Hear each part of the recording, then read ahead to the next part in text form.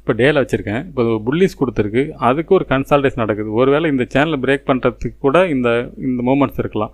அதாவது இன்றையோட டே ஹை, அதாவது இன்னையோட டே கிடையாது, ஆல் டைம் ஹை. இப்போ ரீசெண்டாக பண்ண 48,220 பிரேக் பண்ணால் மார்க்கெட்டை பொறுத்தளவுக்கு இந்த சேனலோட பிரேக் பண்ணி மேலே போக வாய்ப்பு இருக்கும். சரி, ஓகே. 15 மினிட்ஸில் நம்ம செவ்வாய்க்கிழமை என்ன மாதிரி வாய்ப்புன்னு பார்ப்போம். இப்போ இந்த இடத்துல ஒரு எல்லோ ஜோன் போட்டுறேன்.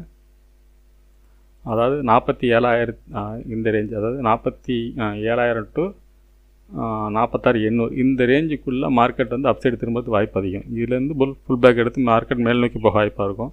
இந்த இடத்த பிரேக் பண்ணால் மார்க்கெட்டை பொறுத்தளவுக்கு ஃபாலாக வாய்ப்பு இருக்கும். அது எவ்வளோ தரம் ஃபாலாக வாய்ப்புன்னு பார்த்தோம்னா, இது டே கேண்டில் வச்சுருக்கேன். டே கேண்டில் பழைய ஆல் டைம் ஹை 46,369 இது வரைக்கும் இறங்கிக்கிறது கூட வாய்ப்பு இருக்கும். இல்லை இந்த ஆல் டைம் ஹைலேருந்து மார்க்கெட் ஃபர்தராக மேலே போக வாய்ப்பாக இருக்கும். அதாவது இந்த இடத்த 47,000 பிரேக் பண்ணால் 46,370 ரேஞ்ச் வரைக்கும் இறங்க வாய்ப்பு இருக்கும். இப்போ இன்றைக்கி டேவோட ஹைன்னு பார்த்தீங்கன்னா 48,071